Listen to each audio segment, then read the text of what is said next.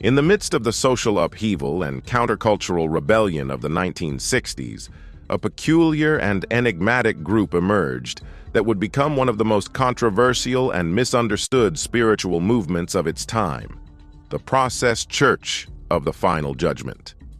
Known simply as the Process by its adherents and critics alike, this secretive cult defied conventional religious categories by blending apocalyptic Christian themes with occult elements, ritualistic aesthetics, and even overt reverence for Satan.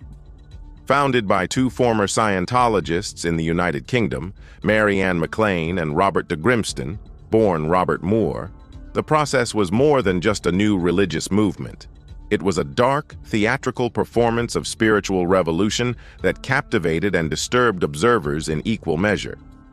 The movement's philosophies were set against a backdrop of end-times prophecies, dualistic theology, and psychological experimentation. It was a religion born from the tumultuous energy of a world in flux, promising salvation through the unification of opposites and a final reckoning between divine forces. Robert and Mary Ann's journey began within the rigid structure of Scientology in the early 1960s. Disenchanted with L. Ron Hubbard's authoritarian grip, and perhaps inspired by the raw potential of esoteric spirituality, the pair broke away from the Church of Scientology and began to develop their own metaphysical framework. Initially forming a group known as Compulsions Analysis, which fused psychotherapy with mysticism, they quickly evolved into something far more radical. By the mid-1960s, the Process had fully manifested, complete with its own scriptures, rituals, symbols, and hierarchical structure. The duo renamed themselves as Spiritual Avatars. Robert took the title, The Christ of the Process, while Mary Ann became its shadowy co-founder, revered as the silent matriarch who many believed held the true power behind the throne. Their teachings merged Christian eschatology with Jungian psychology, Eastern philosophy, and occult cosmology, but it was their embrace of both God and Satan that most starkly defined their theology and separated them from mainstream religious discourse. Central to the Process doctrine was the belief in four great archetypal deities: Jehovah, Lucifer, Satan, and Christ. These figures were not seen as simply good or evil, but as divine expressions of universal forces that resided within all human beings. Jehovah represented discipline and structure, Lucifer embodied light and enlightenment, Satan symbolized rebellion and strength, and Christ was the reconciler, love incarnate. The Process taught that only through acknowledging and integrating all of these aspects could humanity transcend duality and achieve spiritual wholeness. In their theology, Satan was not the devil of Christian damnation, but rather a necessary catalyst for individual transformation. The idea was radical. By loving Satan, one could understand and ultimately unify with Christ. The Process held that the end times were approaching, and in that climactic moment, the final judgment, each soul would be measured not by adherence to dogma, but by its capacity to harmonize opposing forces. Salvation lay in synthesis, not separation. The Process Church adopted a visual and performative language that was as striking as its theology.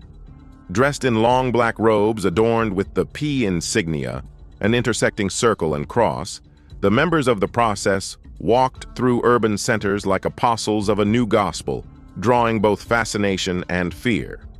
Their publications, such as the Process magazine, were equally theatrical, filled with provocative imagery of Baphomet-like iconography, psychological interviews with celebrities, and apocalyptic predictions.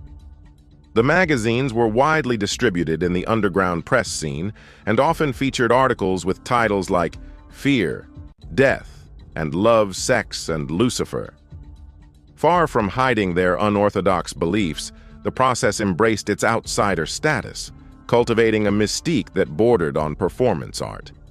Their London headquarters and later their U.S. communes were designed to project both mystery and sacredness. blending Gothic aesthetics with ritualistic decor that reinforced their esoteric branding. The media frenzy around the process exploded in the late 1960s and early 1970s, particularly as the group expanded into the United States.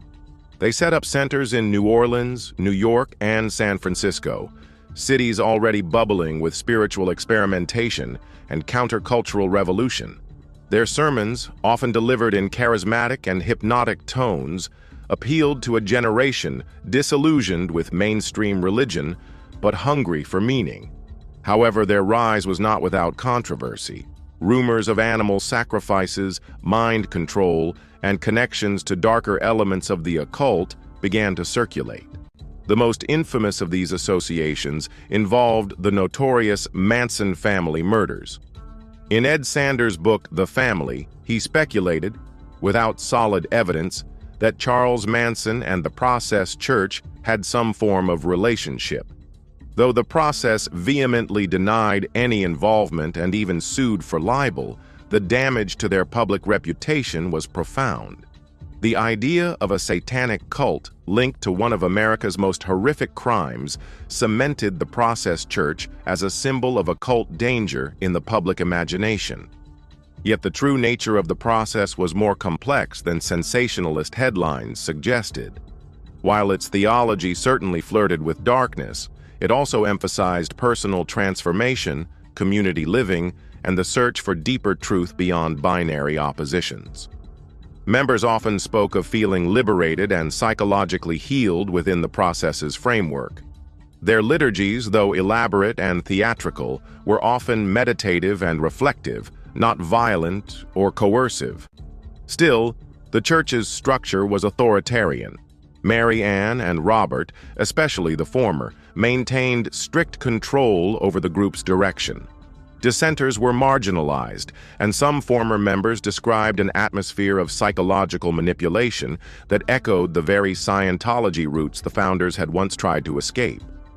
The blending of love and fear, of light and darkness, wasn't merely philosophical.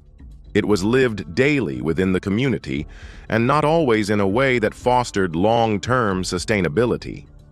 By the mid-1970s, the process began to unravel.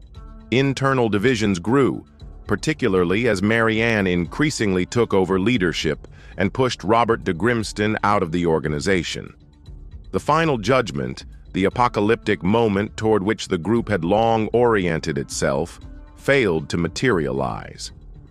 Disillusionment set in. Some members left quietly, while others became outspoken critics. In a curious twist, the group rebranded itself as the Foundation Church of the Millennium, gradually stripping away its more overtly occult elements.